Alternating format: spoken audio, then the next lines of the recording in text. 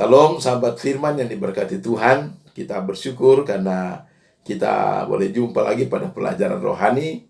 Dan pada minggu ini kita ada pada pelajaran yang ketujuh. Sebelum kita akan pelajari firman Tuhan, mari kita berdoa. Bapa Surgawi, kami sedia mempelajari firman-Mu. Kami mohon Roh Kudus menguasai hati pikiran kami untuk mengerti maksud Tuhan di dalam firman ini. Ini doa kami, persembahkan doa ini hanya dalam nama Yesus Juru Selamat kami. Amin. Judul pelajaran kita adalah perjanjian dengan Abraham. Ayat inti, Kejadian pasal 15 ayat yang kedua, firman Tuhan. Abram menjawab, "Ya Tuhan Allah, apakah yang akan Engkau berikan kepadaku? Karena aku akan meninggal dengan tidak mempunyai anak. Dan yang akan mewarisi rumahku ialah Eliezer orang Damsyik itu."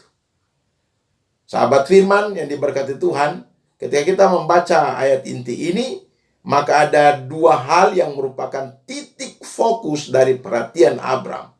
Hal yang pertama adalah keadaan tanpa anak yang berkelanjutan.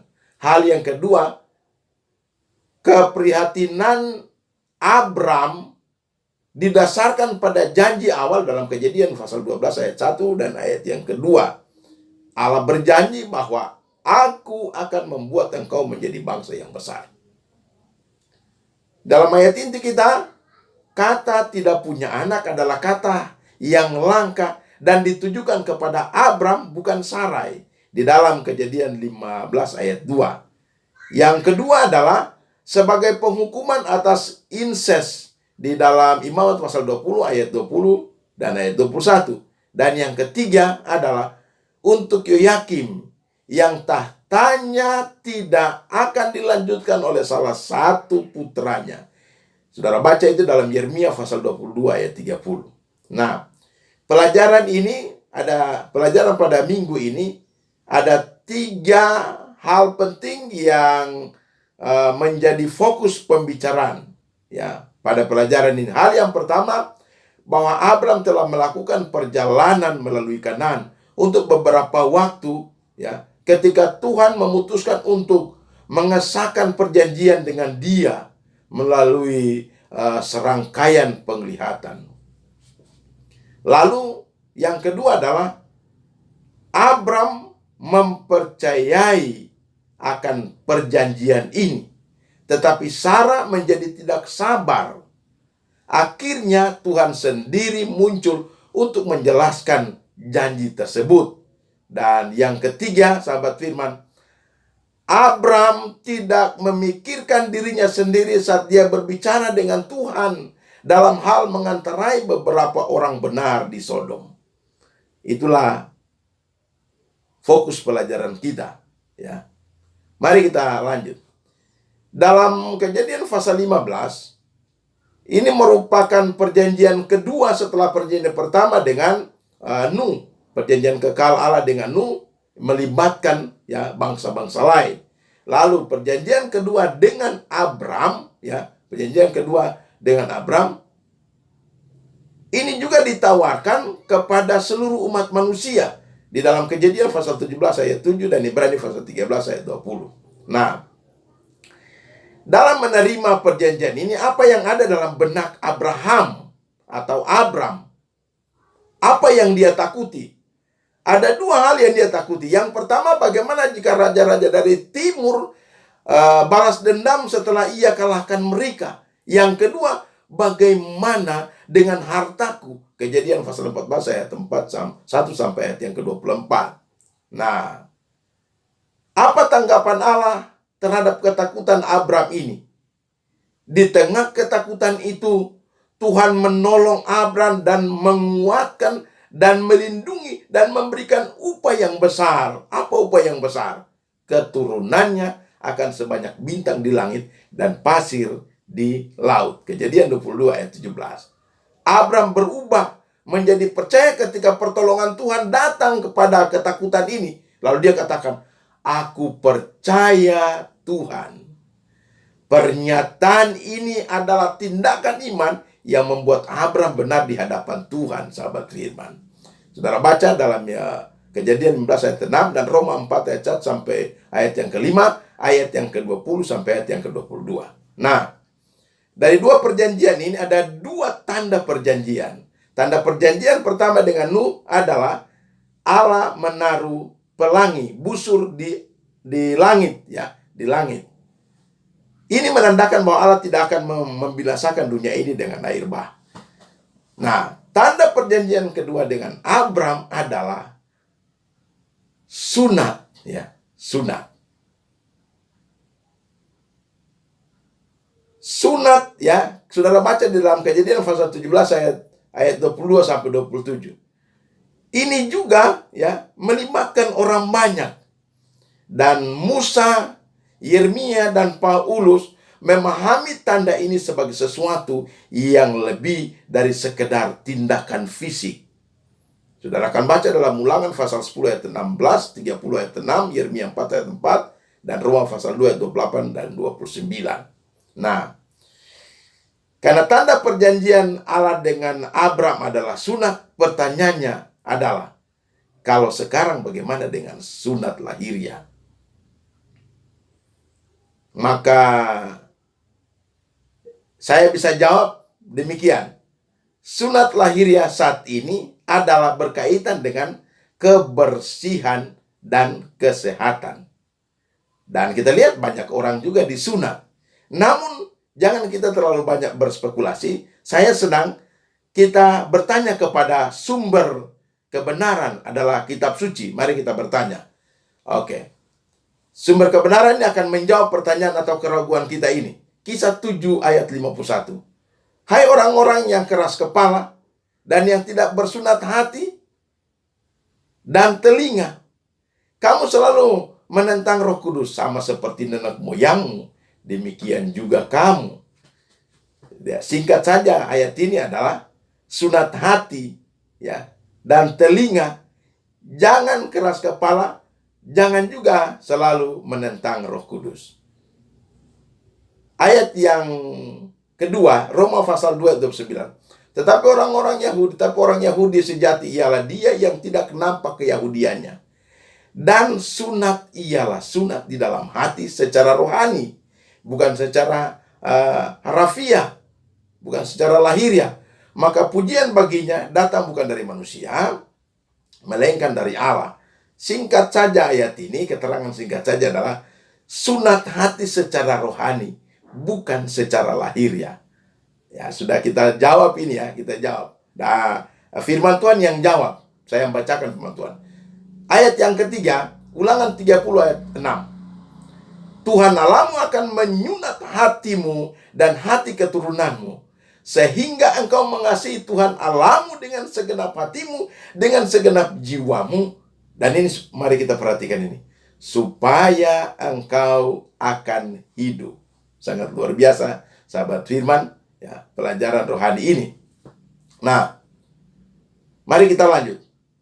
Apa perjanjian kekal Allah dengan Abraham yang sangat penting? Kalau saudara baca di dalam pasal 15 buku Kejadian ini, berkaitan dengan dua aspek yang sangat penting dalam perjanjian Allah dengan Abraham. Hal yang pertama adalah janji tentang keturunannya. Ayat 1 sampai ayat yang ke-6. Lalu hal yang kedua, janji tentang tanah perjanjian Kanaan. Ayat 7 sampai ayat yang ke-21. Nah, dua aspek ini sahabat firman, Abram masih ragu, ya. Abram masih ragu. Tuhan mengetahui bahwa keraguan Abraham ini ada pada dia. Dan apa respon Allah terhadap dua keraguan Abram ini? Ini jawaban Allah di ayat yang keempat sampai ayat yang kelima, ya, bahwa anak kandungnya akan menghasilkan keturunan sebanyak bintang di langit. Dan Tuhan menyatakan ia akan memberikan tanah Kanaan kepadanya. Lalu apa respon Abraham atau Abram? Ia bertanya kepada Tuhan di dalam ayat yang ke-8. Apa tandanya? Tuhan menjawab, ya, Tuhan menjawab pertanyaan Abram ini di dalam ayat yang ke-9 sampai ayat yang ke-18 pasal 15. Tuhan meneguhkan janji melalui upacara peneguhan. Tuhan menyuruh Abram memotong binatang-binatang menjadi 2 bagian. Lalu Tuhan berjalan di antara potongan binatang itu sebagai perapian yang berasap dan suluh yang berapi. Nah, saudara-saudara, Tuhan seakan bersumpah dalam perjanjian ini, biarlah aku terbakar seperti korban itu kalau aku ingkar janji. Nah, sangat luar biasa sahabat firman. Ya. Saudara akan baca di dalam Kejadian pasal 15 itu. Berkatalah Sarah kepada Abram, engkau tahu Tuhan tidak memberi aku melahirkan seorang anak. Karena itu baiklah hampiri hambaku itu. Mungkin oleh dialah aku dapat memperoleh seorang anak. Dan Abram mendengarkan perkataan Sarai. Sangat luar biasa firman. Ya, kita akan baca dalam Kejadian 16 ayat 2. Saya mau buat pernyataan sedikit atau statement sedikit adalah dari ayat ini. Ku tahu siapa yang ku percayai. Apakah Abram tahu? Abram tahu. Bukti kepercayaan Abram adalah keluar dari Ur menuju ke tanah yang dia tidak pernah tahu kemana. Namun itu tanah perjanjian. Mari kita lihat. Abram telah menerima janji Tuhan bahwa ia akan menjadi bangsa yang besar dan keturunannya akan menepati perjanjian tersebut. Lalu Abram ragu sampai saat ini belum memiliki anak itu. Setelah menunggu 10 tahun sahabat firman, Sarai kehilangan semua harapan. Karena dia sudah berumur 90 tahun. Sesuatu tidak masuk akal. Ada punya anak, akan memiliki anak. Nah, ini yang saya mau sampaikan. Bagi manusia, segala sesuatu itu tidak mungkin. Tapi bagi Tuhan mungkin. Amin, saudara. Mengapa bagi Tuhan mungkin? Dia menciptakan alam semesta. Dia menciptakan saudara dan saya manusia. Jadi bagi Tuhan mungkin.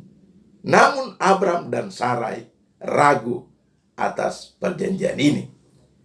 Lalu apa yang terjadi selanjutnya adalah Sarai mengusulkan cara lain.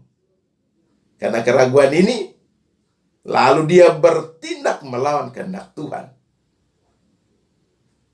Keadaan Sarai ini sama dengan di Taman Eden. Hawa bertindak melawan perintah Tuhan. Lalu yang terjadi adalah Abram berkompromi dengan kesalahan ini, dengan kesalahan Sarai ini. Lalu sama dengan Adam berkompromi dengan Hawa di Taman Eden. Nah, akibat kesalahan Abram dan Sarai ini sangat berpengaruh pada penduduk Kanaan. Oke, mari kita lihat. Apa respon Allah terhadap keraguan ini? Tuhan memutuskan untuk membicarakan hal itu dengan mereka. Dan dia datang ke hadapan Abram dalam bentuk manusia bersama dengan 2 malaikat. Kejadian 18 ayat 1 dan ayat 2. Dan Tuhan sendiri berbicara tentang janji itu. Dan Sarah mendengar Allah berbicara. Lalu Sarah juga tertawa dalam Kejadian 18 ayat 12. Janji Tuhan itu pasti. Dan Sarah percaya janji itu. Ibrani pasal 11 ayat 11. Akhirnya dalam pelajaran ini Tuhan juga tertawa dengan anak iman. Ishak berarti dia akan tertawa. Sahabat Tuhan yang Tuhan Yesus kasihi, dari keterangan rohani ini, dari penjelasan ini, kita dapati di sini bahwa Tuhan selalu menunjukkan kasih-Nya. Bahkan ketika kita membuat keputusan yang buruk, Dia menjanjikan perlindungan. Nyata janji perlindungan ini kepada Hagar dan Ismail di dalam Kejadian 16 ayat 10 sampai ayat yang ke-12. Sangat luar biasa sahabat firman. Mari kita lanjut. Jauhilah kiranya daripadamu untuk berbuat demikian, membunuh orang benar bersama-sama dengan orang fasik, sehingga orang benar itu seolah-olah sama dengan orang fasik. Jauhilah kiranya yang demikian daripadamu. Masakan hakim segenap bumi tidak menghukum dengan adil. Kejadian 18 ayat 25. Sahabat firman yang diberkati Tuhan, bagaimana cara Abraham berunding dengan Tuhan masalah Sodom? Pada waktu itu para malaikat berangkat ke Sodom. Lalu Allah tetap berbicara dengan Abram dalam Kejadian 18 ayat 22. Abram mengentarai Sodom. Dia merundingkan jumlah minimum orang benar di Sodom agar Allah mengampuni kota itu. Dalam Kejadian 18 ayat 23 sampai 32. Nah, mari kita lihat lebih lanjut sahabat firman. Dari 50 orang, ya, 40 orang, 30 orang, dan 20 orang, dan 10 orang sahabat firman. Tawaran, ya, 10 orang adalah simbol minimum. Dan ini yang terjadi saudara. Ternyata di Sodom hanya didapati 4 orang benar. Ya. Lot, istrinya, dan kedua anaknya.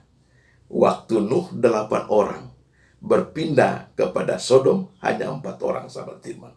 Nah, sahabat firman yang Tuhan Yesus kasihi, kalau Nuh 8 orang, Sodom 4 orang, pada zaman kita berapa orang? Oleh sebab itu saya mau sampaikan, mari kita selalu berdoa kepada Tuhan sehingga kita ada, ya, kita ada di tanah perjanjian Kanaan surgawi. Sebelum mengakhiri pembicaraan kita pada hari ini, sahabat firman, ada beberapa poin yang saya mau sampaikan untuk saudara dan saya. Poin yang pertama adalah bahwa Allah sungguh-sungguh mengasihi Abram sehingga dia rela untuk bersumpah. Bagaimana dengan kita? Allah sungguh-sungguh mengasihi saudara dan saya sehingga dia rela mengorbankan anaknya untuk mengampuni dosa kita. Maka poin yang kedua berupa pertanyaan, percayakah Anda bahwa Allah yang sama mengasihi kita? Saya percaya sahabat firman. Bukti Allah mengasihi, dia mengutus anaknya yang tunggal untuk menebus dosa kita, mati di kayu salib. Nah, bagaimana respon kita terhadap kasih sebesar itu? Jawabnya adalah, jangan keras kepala jika mendengarkan kebenaran firman Tuhan. Lalu siapkan hati, siapkan telinga, jangan mendukakan Roh Kudus. Ketika Roh Kudus menuntun, berbisik di telinga dan hati saudara, ikutlah apa yang dikatakan Roh Kudus. Karena Tuhan, sesungguhnya Tuhan ingin kita diselamatkan sahabat firman. Dalam Kisah pasal 7 ayat 51. Lalu yang poin yang berikut adalah berdoa bagi orang yang berbuat jahat bagi kita meskipun mereka tampaknya berada dalam kondisi dosa tanpa pengharapan. Saudara-saudara sahabat firman, kita tidak ada pengharapan tanpa Kristus. Satu-satunya pengharapan umat manusia ada pada Kristus. Ya. Allah rindu untuk menyelamatkan kita. Kita manusia tidak punya pengharapan tanpa Kristus. Saya ulangi lagi, satu-satunya harapan keselamatan kita tergantung pada Kristus. Kristus, Tuhan Yesus Kristus ingin menyelamatkan kita. Oleh sebab itu, sahabat firman yang diberkati Tuhan, kita semua dipanggil oleh Kristus untuk menghidupkan roh Abram atau roh Abraham. Roh Abram ini adalah roh Kristus yang mau mengampuni dan menerima siapa saja yang membuka hatinya dan mau datang kepadanya. Karena Yesus Kristus tahu sendiri, dia mengetahui nilai jiwa manusia itu.